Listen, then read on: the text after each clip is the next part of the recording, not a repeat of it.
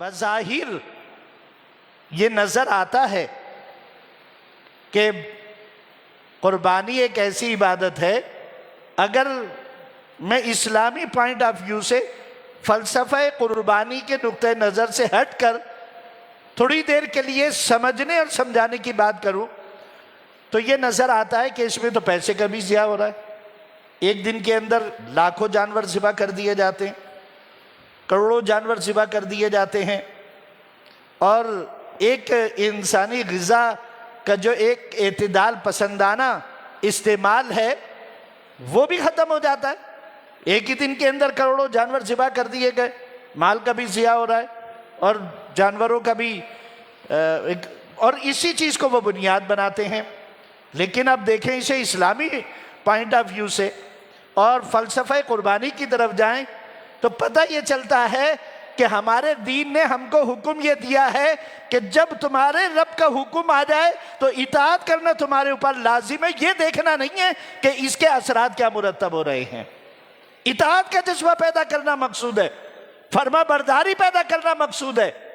وہ رب جو ان تمام چیزوں کا، ان تمام مخلوقات کا بھی رب ہے، اس رب کا حکم ہے، اس رب کے حکم کو بجا لانا یہ اولیت اور فوقیت ہے، اور یہی فلسفہ قربانی ہے۔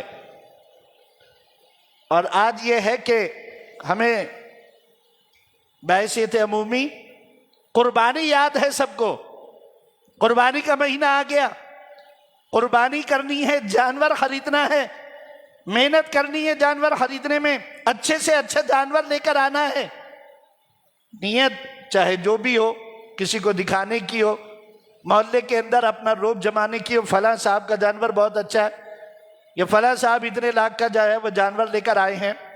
لیکن اس کے باوجود وہ جو بات جس وجہ سے یہ قربانی واجب کی گئی، نبی کریم صلی اللہ علیہ وسلم سے صحابہ کرام نے پوچھا، یا رسول اللہ صلی اللہ علیہ وسلم یہ قربانی کیا ہے؟ تو نبی کریم صلی اللہ علیہ وسلم نے کیا ارشاد فرمایا تھا؟ قال ابیکم سنت ابراہیم علیہ السلام، تمہارے باپ حضرت ابراہیم علیہ السلام کی سنت ہے قربانی کرنا۔ تو جن کی وجہ سے یہ قربانی واجب ہوئی، ان باپ اور بیٹے کے درمیان جو گفتگو ہوئی تھی، جو اطاعت کا ایک جذبہ ان کے دلوں کے اندر تھا، وہ گفتگو یاد نہیں ہے، قربانی یاد رہ گئی ہے کہ قربانی کرنی ہے۔ ارے اس قربانی کی اصل وہ گفتگو ہے جو باپ اور بیٹے کے درمیان ہوئی تھی اس دن، اس گفتگو کو یاد کرنے کی ضرورت ہے، اس گفتگو کو دہرانے کی ضرورت ہے کہ ایک نبی ہونے کے باوجود حضرت ابراہیم علیہ السلام اس عمر کو پہنچ گئے کہ اب اس عمر کے اندر کسی کے ہاں اولاد پیدا ہونا ظاہری طور پر ممکن نظر نہیں آتا۔ اہلیہ بھی اس عمر کو پہنچ چکی ہیں اور خود بھی ضعیف العمر ہو چکے ہیں، لیکن اللہ رب العزت نے بشارت عطا فرمائی، اور انبیاء کرام علیہ السلام سب نے بڑی بڑی آزمائشوں کو اپنے گزارا ہے اور دیکھا ہے اور ثابت قدم رہے ہیں، اور یہ ثابت قدمی ہی اللہ تعالیٰ کو ہم سے بھی مقصود ہے کہ ہم اگر ایمان لے آئے ہیں، ان الذین قالوا ربنا اللہ، اگر ہم نے یہ کہہ دیا کہ اللہ ہمارا رب ہے، ثم استقاموا، تو اب اس کے اوپر ڈٹ جاؤ، بس استقامت اختیار کر لو کہ اللہ ہی ہمارا رب ہے۔ پھر کسی سیٹ کو رب نہ بنانا، پھر کسی پیسے والے کو رب نہ بنانا، پھر کسی سیاسی وڈیرے کو اور سیاسی جماعت کے سربراہ کو اپنا رب نہ بنا لینا۔ رب تمہارا ایک ہی ہے، اور وہ اللہ وحدہ لا شریک ہے، وہی سب کا رب ہے، وہی ہمارے اوپر اختیار رکھتا ہے، ہماری جانوں کا بھی اختیار رکھتا ہے، ہمارے مال کا بھی اختیار رکھتا ہے، ہمارے جسموں کا بھی اختیار رکھتا ہے، ہماری زندگی کا بھی اختیار رکھتا ہے۔ اس رب کی اطاعت اور فرما برداری یہ ہے اصل مقصود۔ تو انبیاء کرام علیہ السلام نے بڑی قربانیاں دی ہیں، اور حضرت ابراہیم علیہ السلام کی تو چند ایسی بڑی قربانیاں جن کا ذکر اللہ نے قرآن میں فرمایا اور ان آزمائشوں کے اندر اور ان قربانیوں میں حضرت سیدنا ابراہیم علیہ السلام سرخرو ہو کر نکلے. مال کی بھی قربانی پیش کی ہے، جان کی بھی قربانی پیش کی ہے، اور اپنی جان کی بھی قربانی اور اپنی اولاد کی بھی قربانی اللہ کی بارگاہ میں پیش کری ہے. تو فلسفہ قربانی کو پہلے یاد کرنے کی ضرورت ہے، پھر قربانی آتی ہے. قربانی کو فلسفہ قربانی سے ہٹ کر صرف اور صرف قربانی کی نگاہ سے دیکھنا، یہ ہمارے اوپر واجب ہونے والی عبادت کو تو پورا کر دیتی ہے، لیکن جو اصل ثمر ہے، اللہ جو چاہتا ہے کہ یہ جانور ذبح کر دو، تو کیوں چاہتا ہے بھائی؟ اللہ تعالیٰ کا مقصد کیا ہے؟ اللہ تعالیٰ بندے کے دل میں کس جذبے کو پروان چڑھتا ہوا دیکھنا چاہتا ہے. قرآن میں واضح طور پر اللہ نے فرمایا کہ لن ینال اللہ لحومها ولا دماؤها، اللہ کے پاس ہرگز نہیں پہنچتا تمہارے قربان کیے ہوئے جانور کا نہ تو گوشت اور نہ اس کا خون. تو پھر کیا پہنچتا ہے؟ ولکن ینالہ التقوی منکم، وہ تو یہ دیکھتا ہے کہ تم کتنے متقی اور پرہیزگار ہو کر اس عبادت کو ادا کر رہے ہو. قربانی کرنی ہے تو تقوی اور پرہیزگاری کے ساتھ کرنی ہے.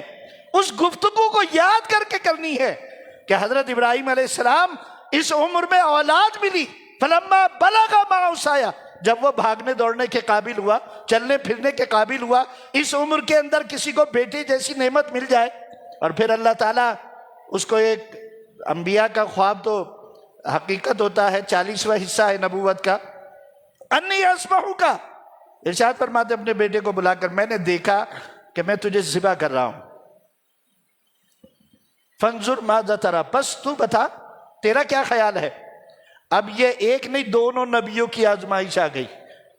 اللہ نے بیٹا بھی ایسا عطا فرمایا جس کے لیے نبوت کا بھی اعلان فرما دیا تھا، نبوت بیٹے کو بھی ملے گی، اور باپ تو ہے ہی نبی. اب یہ کتنی بڑی آزمائش اور امتحان ہے بیٹے کو قربان کرنا. شیطان دوڑا ہوا آیا، ابراہیم کیا ہو گیا تم کو؟ تم تو ایک نبی ہو، تم یہ کیا کام کر رہے ہو؟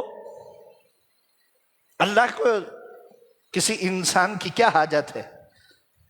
توحید کا ایک سب سے بڑا وار شیطان نے انگڑا لگایا، جو آج ان لبرل نظریات رکھنے والے لوگوں کے ذہنوں کے اندر کہ اتنے اتنے پیسے، اتنے ارب روپے، ابھی جیسے قربانی ہو جائے گی کہیں گے اتنے ارب کے جانور خریدے گئے تھے، اتنے ارب روپیہ ضائع کر دیا. ان کی نگاہ کے اندر وہ ضائع ہوا.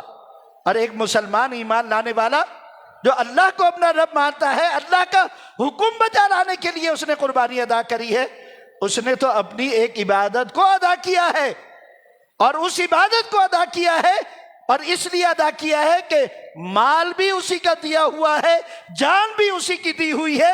اگر اس کا حکم ہے تو نہ مال میرا مال ہے، نہ قربانی نہ جانور میرا جانور ہے. اللہ کا حکم آ گیا، آج مال کے ذریعے قربانی پیش کری ہے، کل اگر جان کے لیے اللہ کا حکم آ جائے گا تو اسی طرح جان بھی پیش کروں گا. یہ فلسفہ قربانی ہے. شیطان نے انگڑا لگایا، ابراہیم کیا ہو گیا تم کو؟ تم اپنے بیٹے کو ذبح کرنے چلے ہو، اللہ کو کیا حاجت ہے؟ بے شک اللہ کو کوئی حاجت نہیں ہے، توحید اسی کا نام ہے. اللہ حاجت روا ہے، نعوذ باللہ ثم نعوذ باللہ، کسی بھی معنی کے اندر اللہ کو کسی بات کی حاجت نہیں ہے. تم یہ بیٹے کو کیوں قربان کرنے چلے ہو؟ اب اس کے جواب میں آپ نے کیا کیا جو حاجی حج کے اندر کرتے ہیں، کنکریاں اٹھائیں اور اس کے اوپر اعوذ باللہ من الشیطان الرجیم پر اس کو ماری، کنکریاں بھگایا، اسے وسوسہ ڈالنے کے لیے، گمراہ کرنے کے لیے آ گئے. آج یہ لوگ بھی عجیب عجیب طریقے سے گمراہ کرتے ہیں. کوئی یہ کہتا ہے جناب پورے کنبے کی طرف سے بس ایک جانور ذبح کر دینا کافی ہے. کوئی یہ کہتا ہے کہ یہ تو صرف حاجیوں کے لیے قربانی تھی، باقی لوگوں کے لیے قربانی نہیں ہے. کوئی یہ کہتا ہے یہ جانور، اتنے سارے جانور ایک دن میں ذبح کر کے جانوروں کا بھی نقصان کر دیا اور اربوں روپے کا اپنا مال بھی ضائع کر دیا. ان کو یہ پتہ ہی نہیں کہ ہم اللہ کے مال ہیں، اور اللہ کا حکم آ جائے تو فلسفہ قربانی ہی یہ ہے کہ مال بھی قربان کرو، جان کو بھی قربان کرو. یہی حضرت ابراہیم علیہ السلام نے کیا تھا. اللہ کا حکم آ گیا، بیٹے سے پوچھا فانظر ماذا تری، تو بتا تیرا کیا خیال ہے؟ تو بیٹے نے کیا کہا؟ قرآن کے الفاظ، قال یا ابت افعل، بیٹے نے کہا ما تؤمر، جس بات کا حکم دیا کر لیجئے، ستجدونی انشاءاللہ من الصابرین، انشاءاللہ آپ مجھے صبر کرنے والوں میں سے پائیں گے۔ کیا منظر تھا، اللہ اکبر۔ حضرت جبرائیل علیہ السلام سے ایک مرتبہ نبی کریم صلی اللہ علیہ وسلم نے فرمایا ہے جبریل کبھی ایسا بھی ہوا کہ تمہیں آسمان سے بڑی تیزی سے کسی کام کے لیے آنا پڑا ہو؟ کہا ہاں، 3 مواقع ایسے تھے جب مجھے اپنی پوری قوت صرف کر کے مجھے زمین کی طرف آنا پڑا۔ وہ کون سے 3 مواقع تھے؟ کہا ایک پہلا موقع تو وہ تھا کہ جب ابراہیم علیہ السلام کو منجنیق کی طرح کی مشین میں بٹھال کر، اور وہ جو آگ جس کو میلوں کوئی اس کی تپش کو برداشت نہیں کر سکتا تھا، پھینکنے کے لیے بھی مشین کا استعمال کیا گیا تھا، جب اس میں بٹھال کر فائر کر دیا، پھینک دیا آگ کی طرف، اللہ کا حکم ہوا اے ابراہیم، اے جبرائیل تیزی سے جا میرے دوست ابراہیم کو اپنے پروں کے اندر سے باہر لے، اس آگ سے جھلسنے نہ پائے۔ قُلْنَا يَا نَارُ كُونِي بَرْدًا وَسَلَامًا عَلَىٰ ابراہیم، حکم فرما دیا آگ کو ایسی ٹھنڈی ہو جائے ابراہیم کے لیے دیکھنے والوں کو نظر آئے۔ یہ ہے توحید، دیکھنے والے کو نظر آئے کہ یہ آگ ہے اور آگ جلا دیتی ہے، لیکن جس رب کو تم ماننے والے ہو، دکھنے والی آگ، جلا دینے والی آگ، جس کے لیے وہ چاہے اس کے لیے گلے گلزار بھی بن جایا کرتی ہے۔ قُلْنَا يَا نَارُ كُونِي بَرْدًا وَسَلَامًا عَلَىٰ ابراہیم، ٹھنڈی ہو جا، ایسی بھی ٹھنڈی نہ ہونا، میرے کہنے سے ٹھنڈی ایسی بھی نہ ہونا کہ وہ ٹھنڈ بھی میرے دوست کو نقصان پہنچا دے، سلامتی والی ٹھنڈی ہو جا۔ 40 دن تک اس آگ کے اندر رہے تھے۔ حضرت جبرائیل علیہ السلام فرماتے تیزی سے مجھے آنا پڑا، ان کو اپنے پروں کے اندر میں نے اٹھا لیا۔ کہا دوسرا موقع، کہا کہ محو حیرت میں تھے فرشتے، دیکھ رہے تھے، عجب تماشا ہے۔ وہ جو سوال اللہ نے کیا تھا، میں دنیا میں اپنا خلیفہ اور نائب مقرر کرنا چاہتا ہوں، تم بتاؤ۔ فرشتوں نے کہا تھا یہ تو فتنہ و فساد پیدا کریں گے۔ اللہ نے کہا جو میں جانتا ہوں تم نہیں جانتے، کراؤں گا تم کو ایسے نظارے، دیکھو گے تم حیران و پریشان ہو جاؤ گے۔ تم ایسے نظاروں کے اندر محو حیرت ہے، فرشتے دیکھ رہے ہیں۔ ایک باپ اپنے بیٹے کو لٹالے ہوئے ہے، اور بیٹا باپ سے کیا کہتا ہے؟ بابا جان میری ہی آنکھ پہ نہیں، اپنی آنکھوں پہ بھی پٹی باندھ دیجئے، ایسا نہ ہو کہ یہ جو پدری شفقت ہے، باپ کی ایک شفقت بیٹے کے لیے ہوتی ہے، کہیں وہ غالب نہ ہو جائے اللہ کے حکم کو ادا کرنے کے دوران۔ یہ فلسفہ قربانی ہے لوگوں، یہ یاد رکھیں۔ بیٹا ہے، اس کو لٹال رکھا ہے، چھری کو تیز کر دیا، بیٹا کہتا ہے باپ اپنی آنکھوں پہ پٹی باندھ دیں، ایسا نہ ہو وہ محبت آپ کے اوپر غالب آ جائے۔ وہ محبت حرام نہیں ہے، باپ کے دل میں محبت پیدا کرنے والا بھی وہی رب ہے، اور پھر ایسے وقت کے اندر اولاد کو دیا جب اولاد ہونا ممکن نہیں تھا، اور پھر ایسا بیٹا کہ جس کے لیے فرمایا کہ ہم اس کو بھی نبوت سے سرفراز کریں گے، اس کو بھی اپنے انعام یافتہ بندوں میں شامل کریں گے۔ وہ بیٹا پڑا ہے، چھری تیز ہے، اور آنکھوں پہ پٹی باندھ لی ہے، اور گلے کے اوپر چھری رکھی۔ فرمایا کہ جبرائیل علیہ السلام فرماتے اللہ کا حکم ہوا اے جبریل تیزی سے جا، جنت سے ایک مینڈا لے لے، اور اسماعیل کی جگہ اس مینڈے کو چھری کے نیچے لیا۔ اب یہ کہنے میں بھی اتنی دیر لگی ہے، چھری اگر یہاں رکھ دی جائے اور تیز چھری ہو تو کتنے سیکنڈ لگتے ہیں، لمحات لگتے ہیں گلے کے اوپر چھری چلنے میں۔ میں نے اپنی پوری قوت صرف کری، مینڈا لیا، حضرت ابراہیم علیہ السلام نے ہاتھ چلانا شروع کیا تھا، میں نے اسماعیل کو نیچے سے نکالا اور اس مینڈے کو اس کی جگہ پر لٹال دیا۔ وَفَدَيْنَاهُ بِذِبْحٍ عَظِيمٍ، عظیم قربانی تھی یہ، لیکن کامیاب ہو گئے۔ کیا کامیابی ملی؟ اللہ کے حکم کو فوقیت دی، اپنے بیٹے کو اللہ کے راستے میں قربان کرنے کے لیے تیار ہو گئے۔ پھر اللہ نے کیا کہا؟ سلام علی ابراہیم، سلام ہو ابراہیم کے اوپر، اِنَّا كَذَلِكَ نَجْزِي الْمُحْسِنِينَ، ہم ایسے ہی احسان کرنے والوں کو اس کا بدلہ اور اجر عطا کیا کرتے ہیں۔ ایک جگہ پہ بیٹھ جائیں بھائی صاحب، بیچ میں نہ چلیں، تو گفتگو بھی ذرا وہ ہوتی ہے، بیٹھ جاؤ آرام سے۔ تو پتہ کیا چلا؟ پتہ یہ چلا کہ فلسفہ قربانی جو ہے اس کو یاد رکھنے کی ضرورت ہے۔ قربانی یاد رہ گئی، فلسفہ بھول گئے۔ اب یہ قربانی کیا ہے؟ ہر صاحب استطاعت کے اوپر واجب ہے۔ صاحب استطاعت کون ہے؟ جس کے اوپر زکوٰۃ واجب ہے، اس کے اوپر قربانی بھی واجب ہے۔ اب اس میں ایک فرق ہے قربانی میں اور زکوٰۃ کے اندر۔ زکوٰۃ کے لیے یہ کہ جو مال جس نے آپ کو صاحب نصاب بنایا، اس کے اوپر سال گزرنا ضروری ہے، اور اس میں یہ ہے کہ سال گزرنے کی شرط نہیں ہے۔ قربانی کے ایام میں اگر اللہ نے کسی کو صاحب استطاعت کر دیا، کہیں سے اتنا مال آ گیا کہ وہ صاحب استطاعت لوگوں میں شامل ہو گیا، تو اب اس کو قربانی کرنا لازم ہے، یہ واجب ہے۔ نبی کریم صلی اللہ علیہ وسلم نے اپنی حیات مبارکہ میں ہر سال قربانی کری ہے، اور صرف اپنی طرف سے نہیں کری ہے، بلکہ نبی کریم صلی اللہ علیہ وسلم نے اپنی امت کی طرف سے بھی قربانی کری ہے، اپنی امت کو بھی یاد رکھا ہے، قربانی میں بھی یاد رکھا ہے۔ اور جب آپ حجۃ الوداع کے موقع پر تشریف لائے تھے، حج کے موقع پر 63 اونٹ آپ نے اپنے ہاتھ سے قربان فرمائے تھے، ایک دو اونٹ نہیں، 63 اونٹوں کی قربانی پیش کری تھی۔ تو قربانی کرنا ہر صاحب استطاعت کے اوپر واجب ہے۔ صاحب استطاعت کون ہے؟ زکوٰۃ کا نصاب آپ کو یاد ہے؟ زکوٰۃ کا نصاب کیا ہے؟ یا تو 7.5 تولے صرف تولہ سونا ہو اس کے پاس 7.5 تولے، یا صرف 52 تولے چاندی ہو، یا پھر 52 تولے چاندی کے برابر رقم موجود ہو، یا تینوں اتنا بنے کہ 52 تولے چاندی کی رقم کے برابر ہو جائیں۔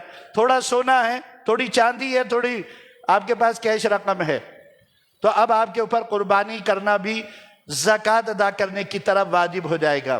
لیکن اس میں ایک نکتہ علماء کرام کے درمیان جو ہے وہ قابل غور ہے، اور بعض نے اس کے مطابق فتویٰ بھی دیا ہے کہ زکوٰۃ کے لیے تو یہ ہے کہ اللہ تعالیٰ نے 2.5% 40واں حصہ مال کا وہ رکھا ہے، تو 52 تولے جو چاندی ہے یہ کم سے کم مقدار ہے۔ آج اگر کوئی کیلکولیٹ کرے تو مجھے نہیں پتا، لیکن لاکھ سے کم میں ہی اس کی اماؤنٹ بنے گی، اور اس کے اوپر جو ہے وہ زکوٰۃ واجب ہو جائے گی۔ لیکن قربانی کے لیے علماء کرام میں سے بعض کا خیال یہ ہے کہ اس کے لیے 7.5 تولے سونے کا نصاب جو ہے وہ مقرر کیا جائے، اس لیے کہ چاندی کا مقدار کم ہے۔ مثال کے طور پر اگر آج 70-80 ہزار روپے میں اگر 52 تولے چاندی آ رہی ہے، یہ میں ایک محتاط اندازہ بتا رہا ہوں، مجھے صحیح قیمت کا نہیں پتا، آپ معلوم کر لیجیے گا۔ مثال کے طور 80 ہزار میں سے اگر اس کے اوپر قربانی واجب ہو جائے، تو آج اگر ایک بکرا بھی خریدے گا تو 25-30 ہزار روپے کا بکرا آئے گا، تو اس کے اوپر ذرا ایک بوجھ آئے گا۔ تو انہوں نے کہا زکوٰۃ تو 40واں حصہ ہے، اگر زکوٰۃ نکالتا ہے تو وہ تو تھوڑی رقم بنتی ہے، اب قربانی کے لیے ایک معقول رقم کی ضرورت ہے، اس لیے جس کے پاس 7.5 تولے سونا یا اس کے برابر رقم ہو، تو یہ 7.5 تولے تو آج 7.5 لاکھ یا 8 لاکھ روپے کی ہو جائے گی۔ اگر اس کے اوپر لگایا جائے کہ بھئی تجھے قربانی کرنی ہے، تو یہ زیادہ صحیح ہوگا کہ اس کے اوپر بوجھ بھی نہیں پڑے گا۔ 7-7.5 لاکھ روپے کے تم حقدار ہو، اس میں سے اگر 25-30 ہزار روپے تمہیں اللہ کے حکم کی بجا آوری میں خرچ کرنے پڑ جائیں تو تمہارے اوپر کوئی بوجھ نہیں آئے گا۔ بہرحال صاحب نصاب جو ہے اس کے اوپر قربانی واجب ہے۔ دوسری بات اپنے ذہن کے اندر رکھیں، یہ نظریہ بالکل غلط ہے، بالکل غلط ہے کہ ایک گھرانے کی طرف سے ایک قربانی کافی ہو جائے گی، نہیں، جس کے پاس اتنا مال موجود ہے گھر کے اندر کہ یہ انفرادی عبادت ہے، یہ اجتماعی عبادت نہیں ہے، یہ یاد رکھیں، انفرادی عبادت ہے، اس لیے جس کے پاس اتنا مال موجود ہے اس کے اوپر قربانی بھی واجب ہوگی۔ گھر کے اندر جتنے افراد ہیں صاحب استطاعت ہو سکتے ہیں، ان سب کے اوپر قربانی واجب ہوگی۔ اب قربانی کس چیز کی جائے؟ بکرا، بکری، دمبا، بھیڑ، میڈا، یہ اگر ایک سال کی عمر کو پورے ہو جائے، یا بھیڑ یا دمبا وغیرہ 6 مہینے کا ہو لیکن دکھنے میں لگتا ہو سال بھر کے جانور کے برابر نظر آتا ہو، تو اس کی قربانی کی جا سکتی ہے۔ اونٹ اور گائے، بیل، ان کی قربانی کے لیے اونٹ کے لیے 5 سال کی عمر کا ہونا ضروری ہے، گائے اور بیل ان کی قربانی کے لیے 2 سال کی عمر کا ہونا ضروری ہے۔ جو اس عمر کو پہنچے گا اس کی قربانی کی جا سکتی ہے۔ اچھا، قربانی کیسی ہونی چاہیے؟ نبی کریم صلی اللہ علیہ وسلم نے کچھ چیزوں کی نشاندہی فرما دی ہے کہ اگر یہ عیب ہیں تو عیب دار جانور کی قربانی جائز نہیں ہے۔ یہ کسی کا فتویٰ نہیں ہے، نبی کریم صلی اللہ علیہ وسلم کا فرمان عالی شان ہے۔ آپ نے ارشاد فرمایا کہ ایسا جانور جو اپنی مطلوبہ عمر کو نہ پہنچا ہو اس کی قربانی نہیں کی جا سکتی۔ ایسا جانور جس میں کوئی عیب پایا جاتا ہو، کوئی بیماری ہو اور وہ بیماری ظاہر ہو تو اس کی قربانی نہیں کی جا سکتی۔ کوئی ایسا جانور جس کا کان ایک یا دونوں کٹے ہوئے ہوں، کاٹے گئے ہوں، ان کی قربانی نہیں کی جا سکتی۔ لنگڑا جانور ہو، چلنے میں لنگ ظاہر ہوتا ہو، اس لنگڑے جانور کی قربانی نہیں کی جا سکتی۔ بیمار ایسا کہ جس کی بیماری ظاہر ہو، اور ایسا بوڑھا جانور کہ جس کے ہڈیوں میں گودا موجود نہ ہو، ایسے جانور کی قربانی بھی نہیں کی جا سکتی۔ اور ایک نیا مسئلہ جو آج کے دور کے اندر بہت ڈسکس ہو رہا ہے، میڈیا کے اوپر بھی ہے، سینگ کے حوالے سے ویڈیو وائرل ہوئی ہیں، اس کے لیے مسئلہ سمجھ لیجئے۔ جانور کا سینگ ٹوٹنا عیب ہے۔ اگر ایسا ٹوٹا ہے خود سے کہ وہ ہڈی تک پہنچ گیا، اس کا ٹوٹا ہوا اس کا نشان پہلے کوئی کاٹا نہیں کرتا تھا، اس لیے فقہائے کرام کے درمیان کتابوں کے اندر کاٹنے کی صراحت نہیں ہے، ٹوٹنے کی ہے، یہ یاد رکھیے گا۔ جانور کا سینگ ٹوٹا اور ایسا ٹوٹا کہ اس کی ہڈی تک، یعنی جہاں سے جڑا ہوا ہوتا ہے وہاں تک وہ ٹوٹ گیا، ایک یا دونوں، وہ عیب دار ہے، اس کی قربانی جائز نہیں ہے۔ آج جانور کو خوبصورت کرنے کے لیے ان کے سینگ کاٹے جاتے ہیں، یہ کاٹنا یہ جائز نہیں ہے۔ اس لیے جائز نہیں ہے کہ اس کے کاٹنے کے جو طریقے دکھائے گئے ہیں ان طریقوں سے جانور کو اذیت ہوتی ہے، اذیت دی جاتی ہے۔ یہ جانور کو خوبصورت بنا کر قیمت زیادہ وصول کرنے کا ایک دھندا ہے کہ جانور کو اذیت دی گئی۔ اس کی ایک قدرتی اس کا عضو ہے سینگ، جانور کا ہونا یہ کسی انسان کی خواہش پر تو نہیں ہے، جانور کا سینگ قدرتی طور پر ہونا، تو اس قدرتی سینگ کو مصنوعی طریقے سے اس کے جڑ تک کاٹ دینا اب نیا مسئلہ پیش آیا تھا، اس لیے فقہا نے اس کے لیے 2 رائے دی ہیں۔ ایک تو فقہا کی وہ جماعت ہے جو یہ کہتی ہے کہ یہ ثابت ہو جائے کہ اس کا سینگ اس کی جڑ سے کاٹا گیا ہے، جس جگہ جس کے لیے یہ کہا گیا کہ جڑ تک اگر ٹوٹا ہوا ہے تو اسی کو اس کے اوپر حکم کو لاگو کریں گے، اور جڑ تک اگر کٹا ہوا ہے تو ایسے جانور کی قربانی جائز نہیں ہے۔ ہاں ایسا ہو کہ اس کا جانور کا سینگ کاٹا گیا تھا اور اس کے بعد قدرتی طور پر جیسے کسی کا دانت ٹوٹ جاتا ہے، دوسرا دانت نکلنا شروع ہو جاتا ہے، تو اس کی جڑ سے وہ سینگ دوبارہ نکلنا شروع ہوا لیکن ابھی ظاہر نہیں ہوا یا اس کے کاٹنے کا زخم موجود نہیں ہے، تو پھر ایسے جانور کو، اور وہ بھدا بھی نہ معلوم ہوتا ہو، تو ایسے جانور کی قربانی کی جا سکتی ہے۔ لیکن میری ذاتی رائے یہ ہے اور فقہائے کرام کی رائے کی روشنی میں کہ ایسے جانوروں کو خریدنے سے گریز کیا جائے اس نیت کے ساتھ کہ جانوروں کے اوپر روا ہونے والا یہ ظلم ختم ہو، اور ایسے جانوروں کو نہ خریدا جائے کہ جس کے مصنوعی طریقے سے جانوروں کو اذیت دے کر ان کے سینگوں کو توڑا جائے یا کاٹا جائے یا بلیڈ سے صاف کیا جائے اور اذیت دی جائے ان کو، تو ایسے جانوروں کو نہ خریدیں تاکہ یہ ظلم ختم ہو جائے۔ یہ ظلم بڑھتا چلا جا رہا ہے، ہر جانور آپ کو اب اکثر جانور بغیر سینگوں والے نظر آئیں گے، تو یہ سینگ کا ہونا یہ تو ایک قدرتی نشانی ہے، تو اس لیے ایسے جانوروں کو نہ خریدا جائے۔ گریز کریں، قربانی ہونا نہ ہونا ایک علیحدہ چیز ہے، جانور کے اوپر ہونے والے ظلم میں کم سے کم آپ شامل نہ ہوں، تو اس لیے اسے گریز کرنا چاہیے۔ اچھا، موسم کے حالات کے پیش نظر اور بھی بہت ساری چیزیں تھیں. اگر کسی کو قربانی کے حوالے سے مسائل معلوم کرنے ہوں، اور کل انشاءاللہ حلقہ رحمانیہ آفیشیل ویب فیس بک کی ایک آئی ڈی ہے جس پہ ہمارے حلقہ رحمانی کے اکثر پروگرام نشر کیے جاتے ہیں.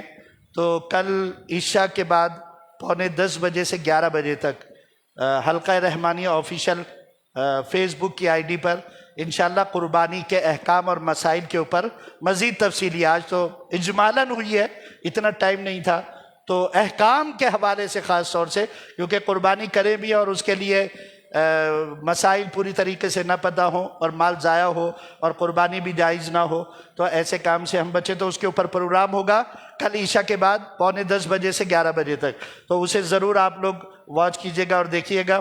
بارش اتنی ہو چکی ہے کہ میدان کے اندر نماز کا ہونا محال نظر آتا ہے، اس لیے پچھلے سال کی طرح اس سال بھی انشاءاللہ یہ فیصلہ کیا کہ مدینہ جامع مسجد میں یعنی یہی نماز عید الاضحیٰ کی ادائیگی کی جائے گی. لیکن ظاہر ہے کہ عید کا اجتماع کثیر ہوتا ہے اور عیدگاہ کے اندر ممکن ہوتا ہے یہاں نمازیوں کی تعداد جو ہے ان کے لیے مشکل ہو جائے گا.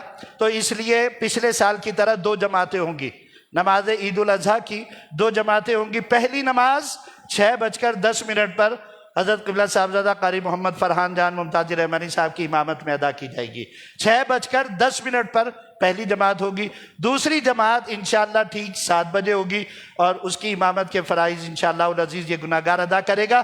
تو آپ سبھی حضرات سے یہ درخواست ہے کہ آپ عید الاضحیٰ کی نماز کی ادائیگی کے لیے وقت کے اوپر تشریف لائیں. کوشش کریں پہلی جماعت کے اندر شامل ہو تاکہ قربانی آپ کی آسانی سے ہو.